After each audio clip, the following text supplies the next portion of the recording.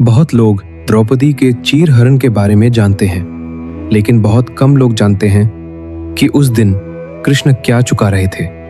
ये उस समय की बात है जब महाभारत की लड़ाई अभी नहीं शुरू हुई थी। कृष्ण एक दिन पांडवों के महल में थे।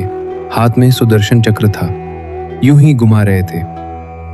तभी अचानक चक्र फिसला और उनकी उंगली कट गई। खून बहने लगा। सभी चौंक गए, कोई कुछ समझ नहीं पाया। और तभी द्रौपदी आगे बढ़ी। द्रौपदी ने किसी से कुछ नहीं पूछा, ना पानी मांगा, ना औषधि।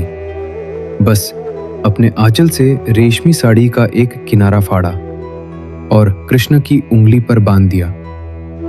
ना कोई मंत्र बोले गए, ना पूजा हुई, पर उस बंधन में था स्नेह, चिंता, अपनापन। वो धागा राखी नहीं था, पर उस पल में वो एक बहन बन गई बिना कहे, और कृष्ण उस भाव से बंध गए। उस दिन कृष्ण ने कुछ नहीं कहा, पर उनकी आंखों में कुछ बदल गया था। रात को वे अकेले बैठे थे। उंगली पर वही कपड़ा बंधा था। खून सूख चुका था, पर भाव ताजा था। उन्होंने उस कपड़े को देखा और चुपचाप एक वादा किया। अगर कभी ये स्त्री मुझे पुकारेगी तो मैं आऊंगा, किसी भी हालत में। समय बीता। फिर आया वो भयावह दिन। हस्तिनापुर का दरबार। पांडव जुए में हार चुके थे। अब द्रौपदी को दरबार में घसीटा गया। राजाओं, बुजुर्गों और योद्धाओं के सामने उसका अपमान हुआ। वो सभी से मदद मांगती रही, कोई आगे नहीं आया।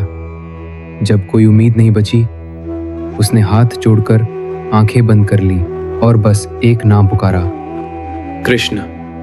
उस एक पुकार ने इतिहास बदल दिया।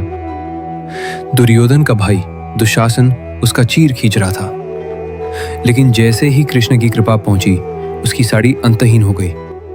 वो खींचता रहा, कपड़ा बढ़ता रहा, द्रौपदी की लाज बची रही। कृष्ण वहां नहीं थे शरीर से, लेकिन उनका वादा वहां था। जिस दिन द्रौपदी ने वो छोटा सा कपड़ा कृष्ण की उंगली पर बांधा था, उस दिन कृष्ण ने एक रक्षा का वचन ले लिया था।